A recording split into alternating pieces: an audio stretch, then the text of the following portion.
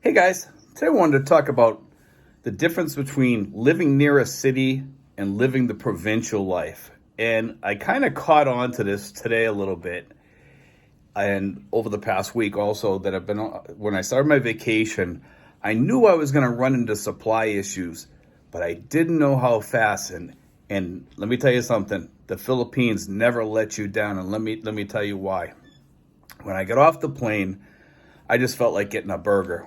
All of us, there was four of us traveling, and we decided to go to McDonald's.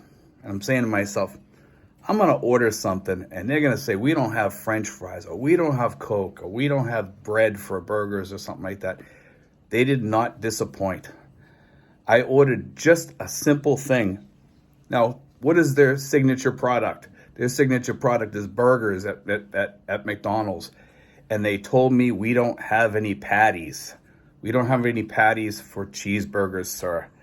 And I was like, okay, well, that's what I feel like having. So obviously I'm not going to get one here. So we will go to Jollibee. And now this was in Dumaguete.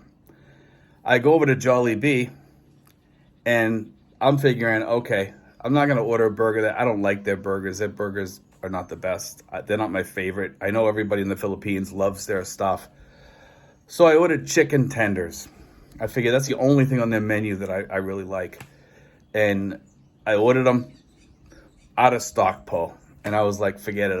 I'll fast for the rest of the day if I have to. And I could use a little fasting too. But anyway, it didn't let me down. And it kind of reminded me that once you leave the major population areas in the Philippines and you start heading south in the Philippines, you start seeing that you have to figure that you're going to order something else. And I'm a very picky eater. I'll be honest about it. And it's hard traveling for me sometimes because I'm such a picky eater. I can look at a menu with 100 items on there at some restaurants and will not find one thing on there that fits what I like sometimes. And at this place that I'm staying at, they have some items that I'm okay with. I'll eat them. I look at cleanliness too, and I'm okay here at this Cocoa Grove in Siquijor. I'm okay with their cleanliness. They're very clean here. It's very well taken care of. Their pools are nice. Their workers are very nice and generous here with their time and with their help. And I liked it. But as I was driving around Siquijor, I was looking for places that you could go in, like a supermarket or something. And I'm like, man, all the places here are kind of, tiny places to buy stuff. They're mom and pop stores. I'm sure there's got to be some places here on Siquijor where you can probably get some stuff, but I didn't see it in all the places that if I was to live, I'd want to live there.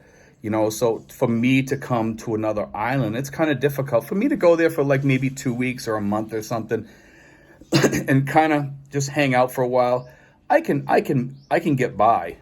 Sometimes I'll take my own food with me. I'll take, whatever, dehydrated food. I'll bring a bunch of stuff that I'll eat and cans or what have you. I'll go to S&R and take some stuff like that or whatever. And I can get by. But to come here to live and not have these products is kind of difficult. But there is a way to get by here, and I'm going to tell you how. Now in Dumaguete, I'm not that familiar with Dumaguete, but I'm sure the guys there, because there's a lot of Americans and a lot of Westerners that live there, are getting by and getting the foods that they want. Because Cebu and Dumaguete is fairly close by here. It's just a half-hour ride away. So I'm sure if you get an ice box or something like that, and you can get some dried ice somewhere, I'm sure there's dry ice around here somewhere. You just got to find out where it is.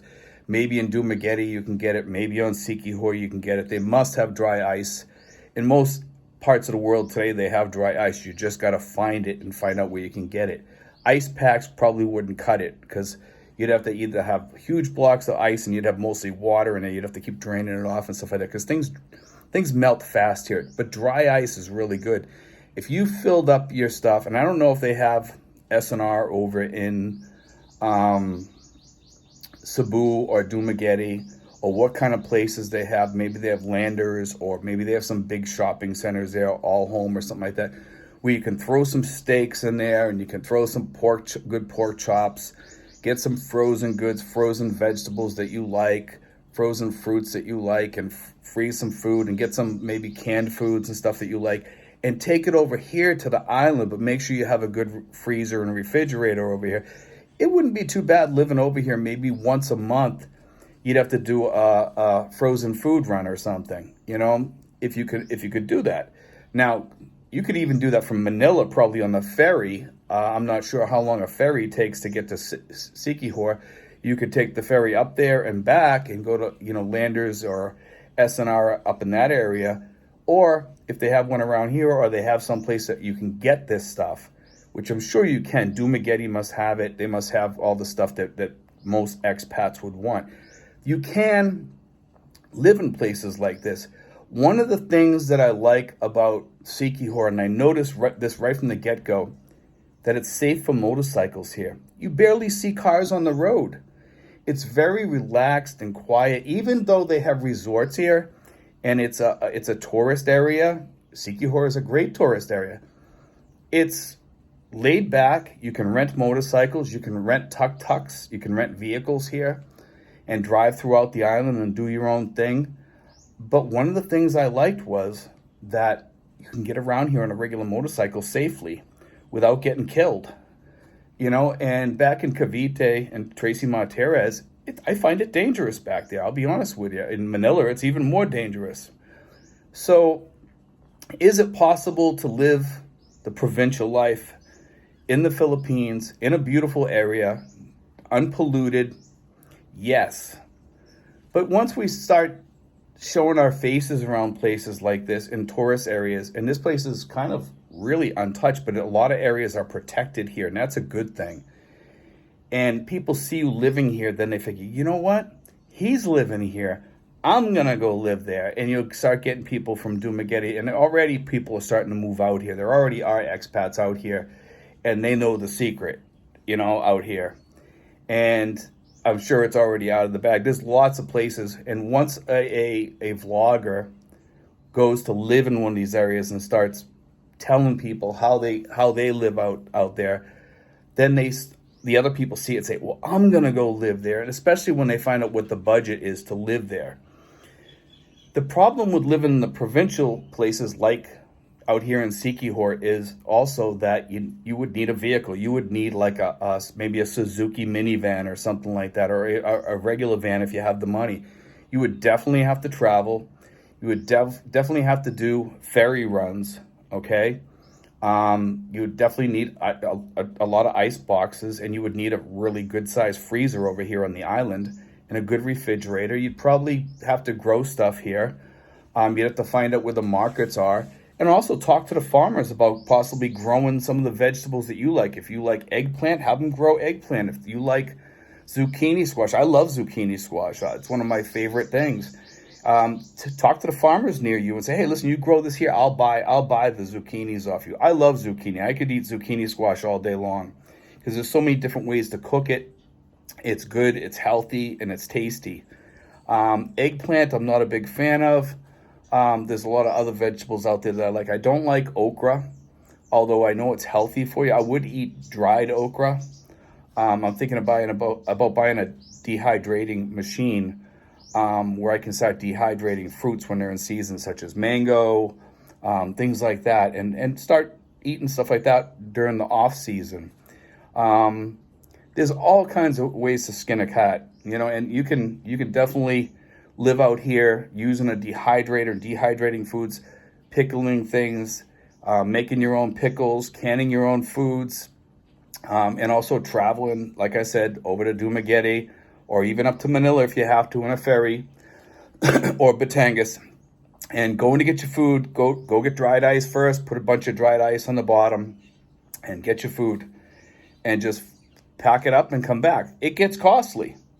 You got the ferry ride, you got the gas, you got the overnight stays, probably a few overnight stays. So you got to kind of figure that into your ride. So it is possible to live out here in these more remote areas. In fact, it's probably worth it for some people if you have the type of budget that you need Now, is Siquijor the only place? Hell no, it's not the only place. There's tons of other places you can stay. There's all Mindoro's another place where Mindoro's actually fairly close to Manila, and you can get the ferry back and forth quite easily. It's just that you need that dry ice to get you across with that frozen food. And you got to find out where that is. Now, have I looked it up yet? No, I haven't. But I'm sure there's dry ice because I've seen people using dried ice here. It had to come from somewhere inside of Manila. The question is where. So I'm going to do a little bit of research on that myself because I find it interesting that, hey, I could live here in paradise out here. Although where I live in Tracy Mart Terrace, I love it there. I live like in a kind of remote jungle area, but it's in a major town. It's actually right in Tracy Mart Terrace, which is the capital of Cavite, the province of Cavite. And it's a nice area. We got a great mayor. She lives right behind me. You couldn't ask for better. But if you guys are looking for provincial life and thinking that it's going to be super cheap, yeah, it can be. But some people, it's almost like a race to the bottom. They're like, I want to see how cheap I can live in the Philippines. I want to know how, and then save all my money. Well, most retirees that I meet are actually looking to try to make more money, to live better, and to enjoy their lives more. And it's not a race to the bottom as it is with some people. In order to live out here, I tell people about the sweet spot budget of $2,000 to $3,000 you need. $2,000 at the least, and that part of that money is going to be savings for your 70s. You need to put away whatever you think it's going to cost you for your 70s. Put aside some money. If you guys are on way bigger budgets, man, your 70s are gonna eat your budget alive because of your medical costs and your insurance costs. So put money aside for that time when that time comes. You could pay for it out of pocket or self-insure or whatever. If you can save it, do it. Because you are going to have some sort of minor operation, or maybe something's going to happen. You're going to have kidney stones. We have that. We have people that have had colon cancer, and it gets costly. Although it's cheaper over here, and that's the good part about the Philippines, that it is cheaper over here. But God forbid you don't have some sort of insurance or something like that. Don't think that you might not even be able to fly back to the United States because you're too sick to fly. That can be a problem. And God forbid should that ever happen. And I keep pushing on people to try to get their Pacific Cross insurance or some sort of insurance. And I highly recommend Pacific Cross because it's so reasonable. And our guy, Michael Onstad, it's Onstad, he's on Messenger. He'll give you prices, and he's really, really good. And this isn't a commercial for him. He's one of us. He's an expat just like us, and he tries to help all our expats. He tries to help them as much as he can. He's very, very good at what he does. He can give you a quote, and he'll tell you. But if you have pre-existing conditions, which most people do when they're in their late 60s or mid-60s, then it's going to cost you a little bit more. You might not be able to get insurance over here. So make sure you check with him first to make sure you can get insurance. Because if you can't, and you can't self-insure, don't come. Anyway, guys, God bless. Take care. I hope you enjoyed today's show. This is my view right now. And it's a beautiful view. So if you guys want something like this, it's possible. You can do it. It's really possible. God bless, guys. Take care. I hope you enjoyed.